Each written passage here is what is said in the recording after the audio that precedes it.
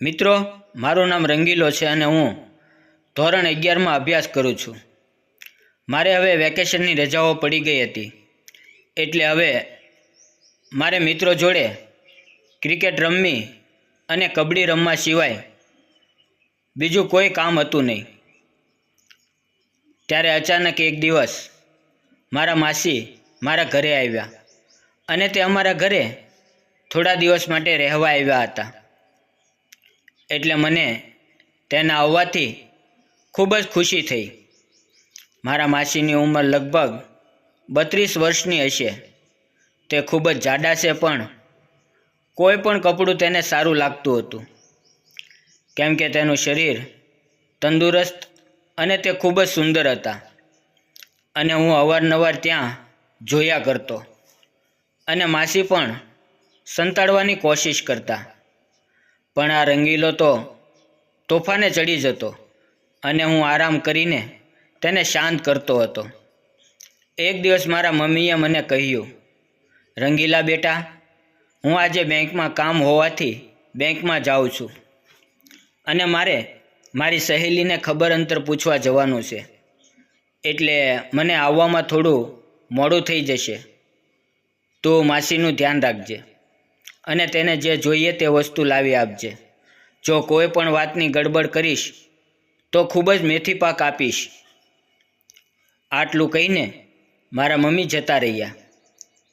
પછી હું મારા રૂમમાં ટીવી જોવા માટે જતો રહ્યો. થોડી વાર પછી મારા માસીએ મને બૂમ મારી, રંગીલા, તારા માટે જમવાનું બનાવ્યું છે, તું આવીને જમી લે. હું બોલ્યો, સારું માસી. મારા માસી તેની પછી રૂમમાં ચાલ્યા ગયા અને હું જમીને મારા રૂમમાં પાછો ટીવી જોવા બેસી ગયો.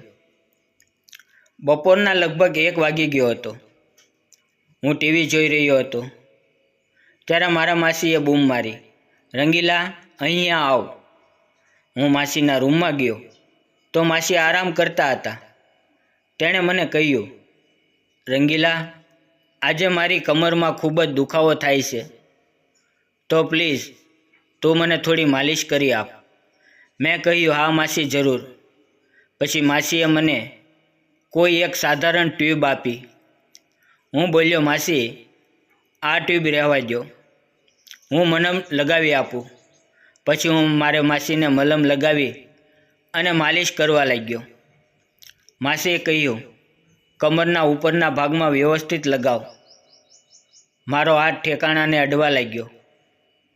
તેમના પોચા પોચા મને અડી રહ્યા હતા અને હું બરાબર સમજી ગયો હતો કે રંગીલા બેટા, આજે તારો બરાબરનો મેળ છે. આજ સુધી તે ઘણા બધા વિચિત્ર કરતબો દેખાડ્યા છે, પણ આજે લાગે છે કે સાક્ષાત દર્શન કરવામાં આવશે. શ્વાસ સ્પીડ પકડી રહ્યો હતો. પછી તે સીધા થઈ ગયા અને મને કહ્યું, રંગીલા, ગોઠણમાં પણ થોડી માલિશ કર. હું માલિશ કરતાં કરતાં વિચારી રહ્યો હતો કે ક્યારે હું મોટો થઈશ અને ક્યારે મારા લગ્ન થશે અને હું પણ કામ કરીને મારું ઘર હંકારી શકું. મારા માસી મને ત્રાસી નજરે જોઈ રહ્યા હતા અને તેણે એક પગ બાજુ પર મૂક્યો અને મને દરવાજાના દર્શન કરાવ્યા. હું ત્રાસી નજરે દરવાજા તરફ જોઈ રહ્યો, પણ હું માસીને ખબર પડવા દેવા માંગતો નહોતો કે હું શું જોઈ રહ્યો છું. મારા માસી પણ તૈયાર હતા. તે ખાલી સૂઈ જવાનો ઢોંગ કરતા હતા, પણ એવામાં તે જાગી રહ્યા હતા અને હું શું કરી રહ્યો છું અને શું વિચાર્યું છું તે જોતા હતા. પણ હું અજાણ્યો બનીને માલિશ કરવા લાગ્યો. એક વાત તો પાકી હતી કે આજે રંગીલાભાઈને જલસા કરવાનો સમય આવી ગયો છે અને રંગીલો તોફાને ચડી ગયો હતો. અને મને એક જ ચિંતા હતી કે જો અચાનક મમ્મી આવી જાય તો શું થશે. એટલે હું ફરીને દરવાજા સામું જોતો હતો. માસીએ કહ્યું, રંગીલા, થોડોક હાથ ઉપર આવવા દે.